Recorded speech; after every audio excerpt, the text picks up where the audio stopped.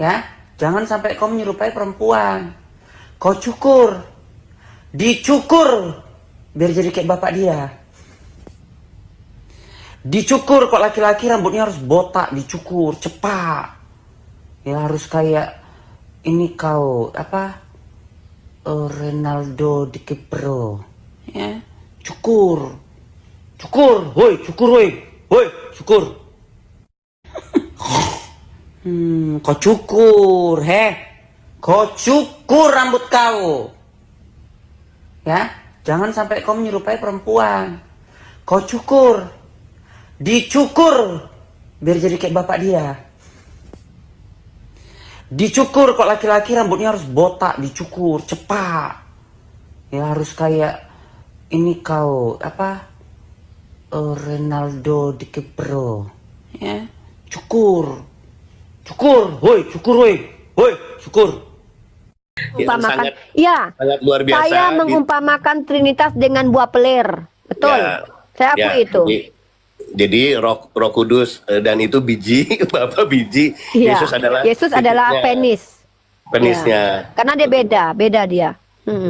Beda ya, oke. Saya tuh Hakikatnya mengikuti apa? Bible. Jadi hakikatnya apa itu? Hakikatnya Mereka adalah tiga kemaluan tidak gitu. terpisahkan. Mereka tidak terpisahkan bertiga. Satu mereka. Itu laki-laki satu kelamin atau tiga kelamin. Satu kelamin. Tapi ada tiga entitas di situ yang berbeda. Buah bijinya dua, penisnya satu. Tiga dalam satu kesatuan.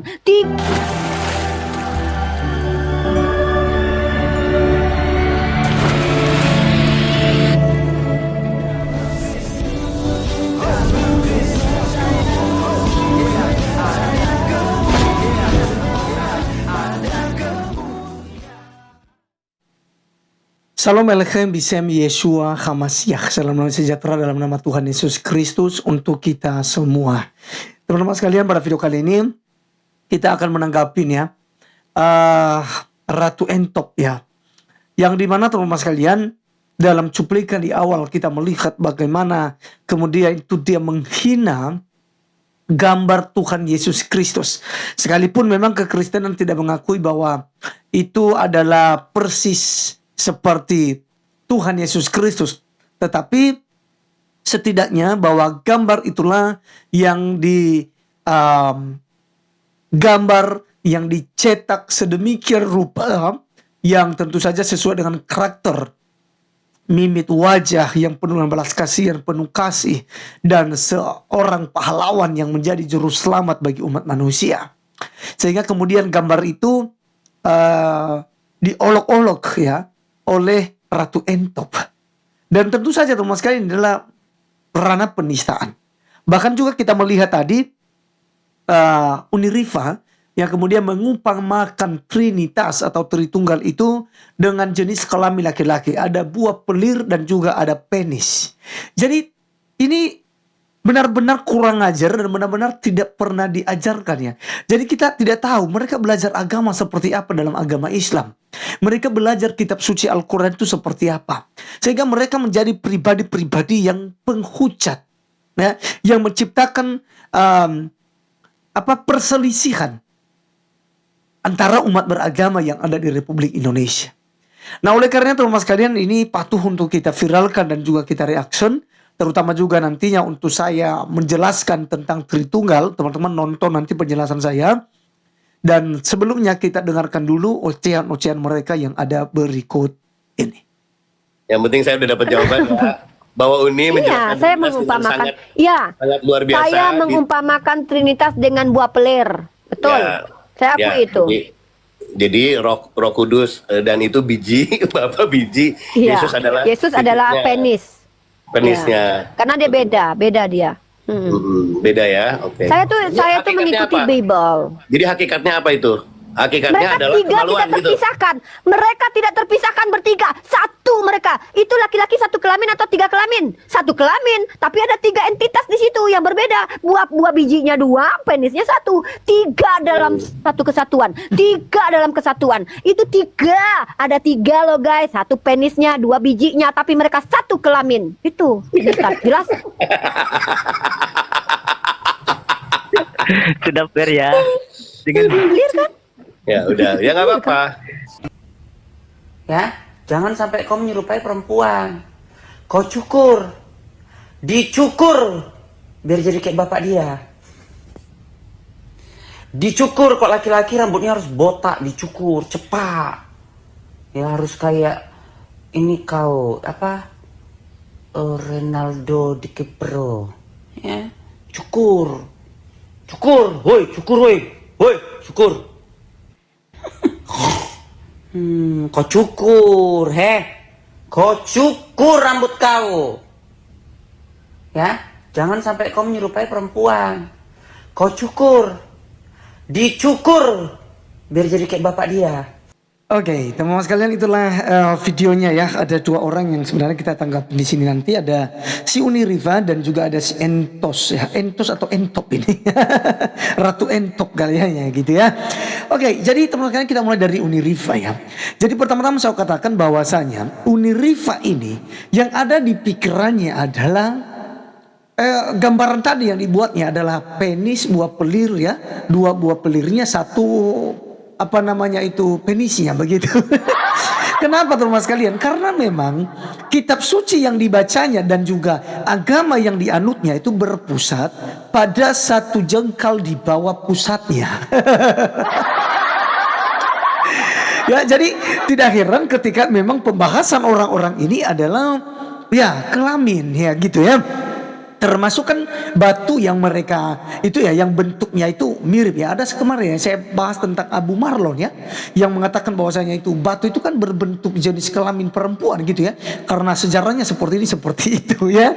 Nah jadi teman-teman sekalian, kita memang panas, kita mungkin ya marah ya dengan menonton video-video seperti ini ya, hujatan seperti ini. Tapi memang kita tidak bisa berbuat banyak karena hukum di Indonesia itu berpihak kepada mayoritas. Ini real, ini memang sudah ya hukum Indonesia begitu ya. Kalau orang Kristen misalnya itu membalik suasananya, membalik itu kalimat-kalimat ini kepada Allah Subhanahu wa taala dan kepada Nabi Muhammad. Oh, ini langsung demo ini. Ya gitu ya. Jadi ya saya berharap bahwa teman-teman semua tenang dan kita tetap berapologetika bersama-sama untuk menjawabnya dengan lemah lembut. Nah, sekarang saya akan menjawab tentang Trinitas. Jadi Trinitas itu teman sekalian tidak seperti yang ada di pikiran Uni Riva, yang berpikir bahwa ada 3 Tuhan ya, ada Bapa, ada Yesus, ada Roh Kudus, yang menjadi memiliki 3 Tuhan. 1 tambah 1 tambah 1 sama dengan 3, ya kan? Karena berpatokan dengan kata tri, ya kan? Trinitas, Tritunggal gitu ya. Jadi mereka berpikir Tuhan itu 3 yang menjurus pada triteisme. Nah teman sekalian, Tritunggal tidak demikian. Kenapa disebut sebagai Tritunggal? Nah ini sebuah bahasa yang digunakan di Timur Tengah pada waktu itu, atau yang digunakan oleh Bapak Gereja Tertullianus untuk menjelaskan entitas atau keberadaan ya daripada Bapa, Putra dan Roh Kudus ini, sehingga dikatakan 3 pribadi dalam satu hakikat. Nah maka teman-teman sekalian, untuk menjawab Uni Riva, Tritunggal itu tidak berbicara dengan keberapaan Allah, tapi berbicara kebagaimanaan Allah yang esa itu. Karena kata Tritunggal itu teman-teman sekalian terdiri dari 2 kata, yaitu tri yang artinya 3, kemudian unitas yang artinya keesaan. Nah maka Trinitas berbicara kebagaimanaan atau bagaimana 3 dalam keesaan itu. Jadi Allah itu esa, tapi di dalam Allah yang esa itu punya firman dan punya Roh Kudus, yang dimana kita bisa membedakannya, tapi kita tidak bisa memisahkannya. Nah teman-teman sekalian, dari mana kita bisa melihat Tritunggal ini sebenarnya? Kita bisa melihat dalam Kejadian pasal 1 ayat 1 sampai 3. Di sana dikatakan bahwa pada mulanya Allah menciptakan langit dan bumi. Ya, ketika kita melihat di situ ada kata Allah, ya Bereshit bara Elohim, ya kan? Di mana Allah menciptakan dari yang tidak ada menjadi ada. Kemudian di ayat 2 kita melihat roh Allah melayang-layang di atas permukaan air. Itu yang mencekram ya, yang apa namanya itu meliputi gitu ya. Pada waktu itu roh Allah. Kemudian ada berfirmanlah Allah. Ya, jadi berfirman Allah itu adalah kata kata kerja ya. Ya, kata kerja. Tadi dari kata dasar firman. Nah, di sini kita melihat ada 3, yaitu ada Allah, ada Roh Allah, dan ada firman. Ya, jadi dari ketiganya kita melihat ada satu kesatuan yang komplit sekali. Tapi kita bisa membedakannya dari mana kita melihat. Karena tiga-tiganya hidup. Makanya disebut sebagai pribadi. Ya. Allah Bapa itu hidup. Allah yang Esa itu kan, Allah yang Esa itu kan Bapa. Makanya dalam 1 Korintus pasal 8 ayat 6, hanya satu Allah saja, yaitu Bapa. Nah, Bapa ini teman-teman, kita melihat bahwa di dalam diri Bapa itu ada firman yang kemudian ini hidup.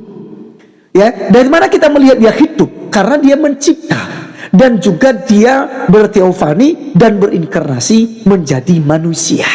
Yang dimana nanti kita melihat dalam Injil Yohanes pasal 1 ayat yang ke-14. Firman itu telah menjadi manusia. Kemudian Allah juga memiliki yang namanya roh. Nah, jadi teman-teman, saya menggambarkan seperti begini. Bahwa Trinitas itu tidak seperti yang dibayangkan oleh mereka. Ada analogi yang hampir sama dan hampir menyerupai, yaitu tentang diri kita sendiri. Yaitu hakikat saya adalah manusia. Ya, saya adalah manusia yang terdiri dari tubuh, kemudian saya punya pikiran atau akal, ya, dan saya punya roh yang kemudian saya bisa hidup, ya. Lalu saya punya firman, saya punya tubuh, saya punya roh, dan hakikat saya adalah manusia. Sekarang pertanyaannya, ya, Laskar Kristus ada berapa? Ada tubuh, ada pikiran, ada roh. Tentu saja satu, hakikatnya adalah manusia. Nah, sama seperti Allah. Hakikat Allah, ya, adalah yang kita sebut sebagai Bapa, Allah yang Esa. Hakikatnya Allah, betul ya. Lalu Allah yang Esa itu yaitu Bapa, punya firman, akal, ya, logikanya Allah, kecerdasan Allah, yaitu Yesus Kristus. Kemudian dia punya roh yang membuat dia hidup. Maka teman-teman sekalian, ya, ketika Allah memiliki hakikat, ia adalah Bapa, kemudian ada firman, lalu ada Roh Kudus. Sekarang ada berapa Allah? Satu Allah di dalam nama Bapa, Putra, dan Roh Kudus.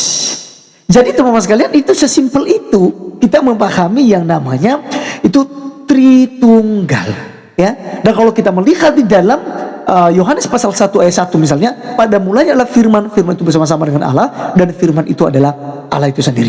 Jadi kalau, ya, Allah itu sifatnya kekal, maka firmannya juga pasti kekal. Kalau Allah itu kekal, maka rohnya juga pasti kekal. Jadi Allah tanpa firman itu bisu, tidak bisa berbicara, tidak bisa melakukan segala sesuatunya, dan kita tidak bisa mengenal Allah. Lalu Allah tanpa roh yang kita kenal sebagai Roh Kudus, maka dia adalah Allah yang mati, benda mati. Tapi dia memiliki roh yang menunjukkan bahwa dia hidup. Itu sebabnya di dalam Bapa itu ada firman dan ada Roh Kudus. Maka dia bukan tiga, ya, tapi dia adalah satu. Baik, untuk menjawab entop. Entop. Siapa yang ditetein, siapa yang dilahirkan dari lubang najis, siapa yang makan, siapa yang taberak, siapa yang ini dan segala macam. Nah, maka jawabannya kita melihat dalam Yohanes pasal 1 ayat yang ke-14. Yohanes 1 ayat 14 berkata, firman itu telah menjadi manusia dan telah kita melihat kemuliaannya, itu kemuliaan diberikan kepadanya sebagai anak tunggal Bapa, penuh kasih dan kebenaran. Jadi teman-teman sekalian, kalau kita melihat tadi hakikat Allah itu, Allah yang Esa itu adalah Bapa, dan dia punya firman dan dia punya Roh Kudus, maka firman inilah yang diutus menjadi manusia, berinkarnasi menjadi manusia. Itu sebabnya dikatakan diutus, karena Yesus Kristus menurut Yohanes pasal 8 ayat 42 datang dan keluar dari Bapa. Maka tentu saja yang keluar dari Bapa adalah firman ini, dia adalah Allah. Hakikatnya adalah Allah. Makanya kan dalam Yohanes 1 ayat 1 itu pada mulailah firman, firman itu bersama-sama dengan Allah, dan firman itu adalah Allah itu sendiri. Jadi firman yang mengambil rupa seorang manusia, maka berpribadi, hidup. Makanya dikatakan pribadi. Ya. Nah, jadi ketika dia menjadi manusia, ya tentu saja dia sama seperti kita. Dia haus, dia lapar, dia capek, dia tidur gitu ya. Dia dinenein, dia disunat, dia dan segala macam seperti yang dituturkan oleh Ratu Entok tadi ya. Nah, jadi itu hal yang wajar. Kenapa? Karena dia sudah mengambil rupa seorang manusia. Tapi jangan lupa bahwa hakikat daripada firman yang menjadi manusia ini adalah roh yang menyatu kepada Bapa. Maka mereka tidak bisa dipisahkan karena hakikatnya satu, yaitu Allah. Yang tidak bisa dipisahkan, tapi kita bisa membedakannya, yaitu Bapa, Putra, dan Roh Kudus. Jadi sesimpel itu teman-teman sekalian. Ya, jadi saya kira penjelasan ini sangat sederhana saya sampaikan, dan kiranya teman-teman bisa menangkapnya juga, sehingga teman-teman bisa menjawab tuduhan-tuduhan seperti yang disampaikan oleh mereka ini. Baik, sekian video kali ini. Sampai ketemu di video berikutnya. Tuhan Yesus memberkati kita. Shalom.